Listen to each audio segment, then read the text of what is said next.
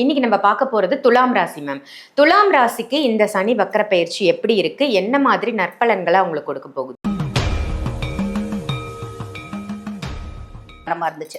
இப்ப சனி பகவான் ரோக சனியா வந்திருக்காரு பாத்தீங்களா? ரோக சனியா வந்தவர் கடன் இல்லாத, நோய் இல்லாத, எதிரி இல்லாத வாழ்க்கையை கொடுக்கணும் அப்படின்ற ஒரு முடிவோட வந்திருக்கார். இதை கேட்டு நிறைய துளாராசி என்பர்கள் பர்சனலாவே சொன்னது, பரவாயில்ல மேடம், நாங்க இதனால தான் கஷ்டப்பட்டோம், இப்ப சனி ரோக சனியா வந்திருந்தாலும் எங்களுக்கு நல்லது நடக்க போகுதுன்னு சொல்லியிருக்கீங்க, நன்றி அப்படின்னாங்க. ஆனா இப்ப ரோக சனியா வந்திருக்கவர் வக்ரகதி அடைஞ்சிட்டாரு, அப்ப திருப்பி கடன் பிரச்சனைன்றது தொடருமா, ஹெல்த் இஷ்யூஸ்ன்றது தொடருமா அப்படின்னா அதை பத்தி கவலைப்படணும் அப்படின்ற அவசியம் இல்லை மேடம். காரணம் என்ன அப்படின்னா, குருனோட 9ஆம் பார்வை சனி மேல படுறதுனால அவர் வக்ரகதியே அடைஞ்சிருந்தாரும்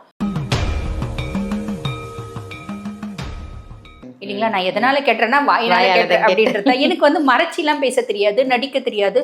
வெட்டு 1 துண்டு 10, வெட்டு 1 துண்டு 2ன்னா கூட ஓகே, துண்டு 10ன்னா ஆமா அதுதான் துலாம்.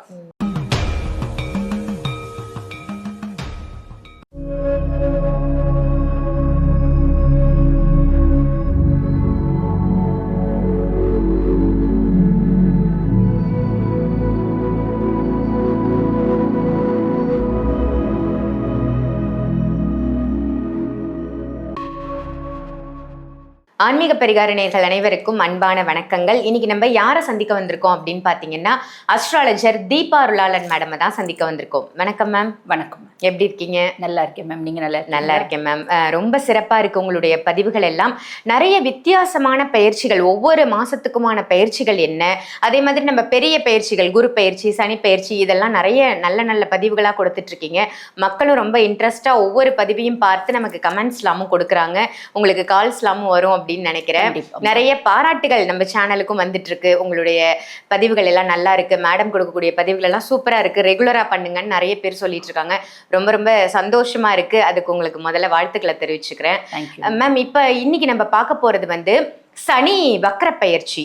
ஜூலை மாதம் 27ஆம் தேதி வருது. அது வந்து எத்தனை மாதங்களுக்கு இருக்கு, எத்தனை நாட்களுக்கு அது கண்டினியூ ஆகுது, ஒவ்வொரு ராசிக்கும் வந்து என்னென்ன மாதிரி விஷயங்கள் அந்த சனி வக்ர பயிற்சியில மக்களுக்கு நடக்க போகுது மேம்? கண்டிப்பா மேடம். இப்ப நிறைய பேருக்கு என்ன தோணும் அப்படின்னா, இப்பதான் சனி பகவான் பயிற்சியானார், சனி பகவான் பயிற்சினால நம்மளுக்கு இந்த மாதிரி நல்ல விஷயங்கள்லாம் நடக்க போகுது அப்படின்னு சொல்லியிருக்காங்க. இப்ப சம்பந்தமே இல்லாம சனி வக்ர பயிற்சின்னு ஒண்ணு கொடுக்குறாங்களே அப்படின்ற ஒரு எண்ணம் வரும் மேடம். அப்ப சனி வக்ர பயிற்சி அப்படின்னா என்ன அப்படின்னு மக்களுக்கு புரிய வைக்கலாம். பொதுவாக வந்து பாத்தீங்கன்னா மேடம், சனி பெயர்ச்சி அப்படின்றது சனி ஒரு ராசியில இருந்து இன்னொரு ராசிக்கு டிராவல் பண்ணி போறது அப்படின்னா அதுக்கு அவரு 2.5 வருஷம் காலகட்டம் எடுத்துப்பார், ஒரு ராசியில இருந்து இன்னொரு ராசிக்கு போறது. இப்ப சனி பகவான் மீனத்துல இருக்கார். மீனத்துல இருக்கவர் இப்ப வக்ரகதி அடைகிறாரு, அததான் வக்ர பயிற்சி அப்படிங்கிறாங்க. வக்ரகதினா மீனத்துல இருந்து அவர் கும்பத்துக்கு வர்றது இல்லை மேடம், ராசி மண்டலங்களை கடக்கிறது இல்ல, மீனத்திலேயே தான் இருப்பாரு, நட்சத்திர பாதத்தை கடப்பார், மீனத்திலேயே இருப்பாரு. ரொம்ப சிம்பிளா சொல்லணும் அப்படின்னா ரொம்ப ஸ்லோவா மூவ் ஆவாரு அப்படின்னு சொல்லலாம். நல்ல ஸ்பீடா ஓடிட்டு இருந்த சனி பகவான் ஸ்லோ மோஷன்ல போறாரு அப்படின்னு வச்சுக்கலாம். ஆல்ரெடி அவர் மந்தம் தான் இருந்தாலும் அந்த மாதிரி நம்ம மைண்ட்ல வந்து செட் பண்ணிக்கலாம். சோ இந்த சனி பகவான் வக்ரகதி அடையக்கூடிய காலகட்டத்துல என்ன அப்படின்னா, இட்ஸ் ரெவ்யூ பீரியட் அப்படிம்பாங்க மேடம். வாழ்க்கையில இது ஏற்கனவே நடந்துருச்சையா நம்மளுக்கு திரும்பவுமா அப்படின்ற மாதிரி விஷயங்கள் வரும். நல்லதுலயும் நம்ம அப்படி யோசிக்கலாம். சில மன கஷ்டங்கள், மனசஞ்சலங்கள், உறவுகள் கிட்ட ஏமாந்தது, உறவுகள் கிட்ட சந்தோஷப்பட்டது, குழந்தைங்களால மதிக்கத்தக்க ஒரு பேர் வாங்குறது, குழந்தைங்களால கஷ்டப்பட்டது எல்லாமே திரும்பி வராம இருக்கும் லைஃப்ல. It's a review period. நம்மளுக்கு ஒரு கர்மிக் லெசன்ஸ் அப்படின்றது வரும். உறவுகள் எல்லாம் டெஸ்ட் மோட்ல போறாம இருக்கும். நம்மளுக்கு இவ்வளவு வந்து பாருங்க சூப்பரா உறவுகள்லாம் வந்து சேர்ந்தாங்க, திருப்பி உறவுகள் நம்மளை விட்டு பிரியிறாங்களே, இந்த மாதிரி நிறைய விஷயங்கள் வரும் மேடம். ரொம்ப சிம்பிளா சொல்லணும் அப்படின்னா, இந்த சனி பகவான் வக்ரகதி அடைஞ்சிருந்தாலும் அவரால் நிறைய நல்ல பலன்கள் அப்படின்றது ஆல்மோஸ்ட் எல்லா ராசிக்கும் இருக்கதான் செய்து. எந்தெந்த ராசிக்கு என்னென்ன பலன்கள் நம்ம பார்க்கலாம். அதுக்கு முன்னாடி இது எவ்வளவு காலகட்டம் அப்படின்னு நீங்க கேட்டீங்க. ஜூலை 27ல இருந்து டிசம்பர் 11 வரைக்கும் சனி பகவான் வக்ரகதி அடைஞ்சிருக்காரு மேடம். ஆனா பலன்களை நம்ம 2ஆ தான் சொல்லணும். காரணம் என்ன அப்படின்னா, ஜூலை 27ல இருந்து டிசம்பர் 11 வரைக்கும் வக்ரகதி அடைஞ்சாலும் நவம்பர் 1 வரைக்கும் குருனோட பார்வை இருக்கும். 1/11 இருந்து குருனோட பார்வை இருக்காது. ஆக வக்ரகதி அடைஞ்ச சனி பகவான் குருவின் பார்வையினால் கொடுக்கக்கூடிய பலன்கள். வக்ரகதி அடைஞ்ச சனி பகவான் குருனோட பார்வை இல்லாம குரு அதிசாரமா வந்து பாத்தீங்கன்னா சிம்மத்துக்கு போவார். சிம்மத்துக்கு போகும்போது கொடுக்கக்கூடிய பலன்கள் அப்படின்னு 2ஆ நம்ம சொல்லணும். அப்ப கிளைண்ட்ஸ் வந்து என்ன பண்ணணும் அப்படின்னா, மக்கள் வந்து அந்த ஸ்கிப் பண்ணாம பாக்குறாங்க அப்படின்னா நம்ம சொல்லக்கூடியது தெளிவா புரியும். நிச்சயமா. ஏன்னா இதுல 2 விதமான விஷயங்கள் மேம் வந்து சொல்ல போறாங்க. ஸோ ஒவ்வொரு ராசி நேயர்களும் உங்களுக்கான பதிவை வீடியோ ஃபுல்லா பாருங்க, ஸ்கிப் பண்ணாம பாருங்க. அப்பதான் 2 விஷயமும் உங்களுக்கு தெளிவா புரியும். இப்ப நம்ம ஒவ்வொரு ராசியா பார்த்துடலாம். கண்டிப்பா. இன்னைக்கு நம்ம பார்க்க போறது துலாம் ராசி மேம். துலாம் ராசிக்கு இந்த சனி வக்ர பயிற்சி எப்படி இருக்கு, என்ன மாதிரி நற்பலன்களை அவங்களுக்கு கொடுக்க போகுது? கண்டிப்பா மேடம். பொதுவாக வந்து பாருங்க, துலா ராசி அன்பர்கள் கடந்த காலங்கள்ல அவங்க பட்ட கஷ்டம் அப்படின்றது 2 மேஜரான கஷ்டப்பட்டாங்க. ஒன்று கடன். கடன்லேருந்து எப்படியாவது வெளியே வந்தால் நல்லா இருக்கும், கடன்லேருந்து வெளியே வந்து நம்மளை சுற்றி இருக்கவங்க எல்லாரும் நம்மளை மதிப்பாங்க அப்படின்ற ஒரு இன்டென்ஷன் இருந்துச்சு. 2வது வந்து பார்த்தீங்கன்னா ஹெல்த் இஷ்யூஸ். நிறைய துலா ராசிக்கு, பெரும்பாலான துலா ராசிக்கு இது 2 கஷ்டம் அப்படின்றது பிரதானமாக இருந்துச்சு. இப்போ சனி பகவான் ரோக சனியாக வந்திருக்கார் பார்த்தீங்களா. ரோக சனியா வந்தவர் கடன் இல்லாத, நோய் இல்லாத, எதிரி இல்லாத வாழ்க்கையை கொடுக்கணும் அப்படின்ற ஒரு முடிவோடு வந்திருக்கார்.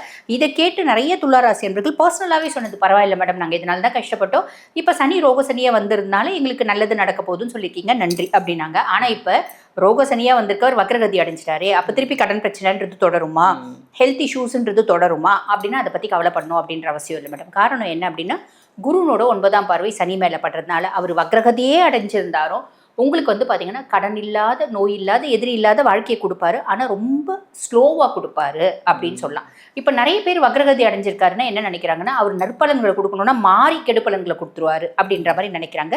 அப்படி கிடையாது. அதுக்கும் மேலே இன்னொரு ப்ளஸ் வந்து பார்த்தீங்கன்னா இந்த துலாம்க்கு என்ன அப்படின்னா, சனி பகவான் ரோக சனியாக இருக்கார். 5 மற்றும் 4க்கு அதிபன். அதாவது 4ஆம் பாவத்துக்கும் சனி தான் அதிபன், 5ஆம் பாவம் 4ஆம் பாவம் சுக தாயார் ஸ்தானம், இதுக்கு சனி அதிபன். முதல்ல சுக தாயார் ஸ்தானத்துக்கு சனி அதிபன்ற பட்சத்தில் நிறைய துளாராசி அன்பர்கள் டீஃபால்ட்டாக வீடு அப்படின்றது கட்டிடுவாங்க மேடம். வீடு அப்படின்றது வாங்குவாங்க. என்னோட கம்ஃபர்ட் குறித்து எனக்கு நிறைய கனவுகள் இருந்துச்சு. நான் வந்து பாருங்கள், என்னோட ஃப்ரெண்டெல்லாம் நல்ல பென்ஸ் வச்சுட்டுருக்காங்க, ஜாக்வார் வச்சுட்டுருக்காங்க, ரோல்ஸ் ராய்ஸ் வச்சுட்டுருக்காங்க.